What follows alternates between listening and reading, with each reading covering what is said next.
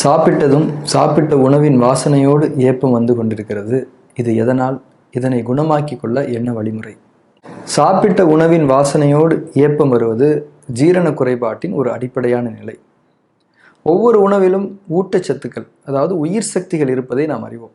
அதனை கிரகித்துக் கொள்வதற்காகத்தானே நாம் உணவை சாப்பிடுகின்றோம். அதிலே சுவை சக்தி என்பதுதான் முதன்மையானது.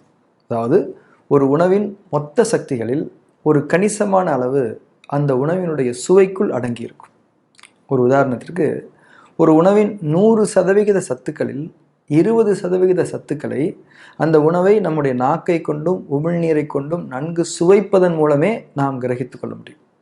அது மட்டுமல்ல, அந்த 20% சத்துக்களை கொண்டே மற்ற 80% சத்துக்களை நாம் கிரகித்து கொள்ள முடியும்.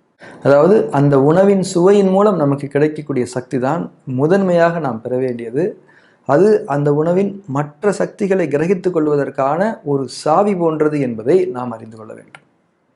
ஒருவர் உணவை வேகமாக சாப்பிட்டு விழுங்குகிறார் என்றால் அவரால் சுவை சக்தியை முழுமையாக கிரகிக்க முடியாது. சொற்ப அளவே தான் கிரகிக்க முடியும்.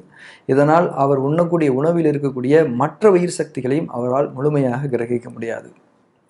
உயிர் சக்தியாக மாற்றப்படாத உணவின் கூறுகள் கழிவுகளாகவே நம்முடைய உடலுக்குள் தங்கும் என்பதை இங்கே நாம் விளங்கிக் கொள்ள வேண்டும்.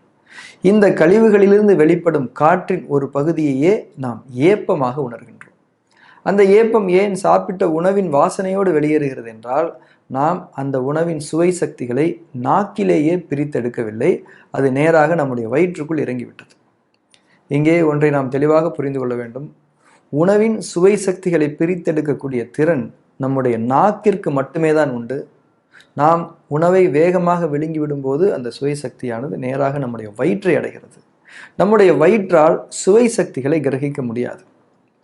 நமக்கு தெரியாத மொழியில் ஒரு புத்தகத்தை கொடுத்தால் நம்மால் படிக்க முடியாது தானே.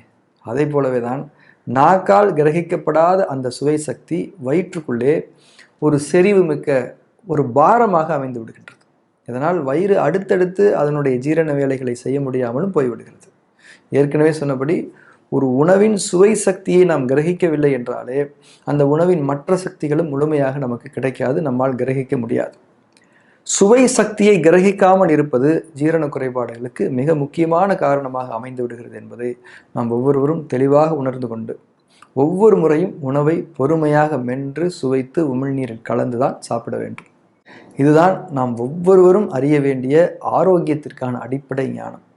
இதனை தவறவிடும்போது நிச்சயமாக நாம் பல நோய்களுக்கான கதவுகளை திறக்கிறோம் என்றே அர்த்தம்.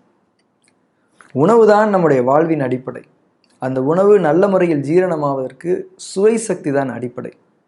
அந்த சுவை சக்தியை முழுமையாக கிரகித்துக் கொள்வதற்கு பொறுமைதான் அடிப்படை. அதாவது பொறுமையாக சாப்பிடுவதுதான் அடிப்படை. அந்த பொறுமைக்கு ஞானம்தான் அடிப்படை. அப்படியான உணவின் ஒரு ஞானத்தையே இந்த பதிவில் நாம் இப்போது பெற்றுக்கொண்டிருக்கின்றோம். ஞானங்கள் தான் நம்மை மேன்மைகளை நோக்கி உயர்த்தும். ஏனென்றால் ஞானங்கள் நமக்கு பொறுமையை தரவல்லவை.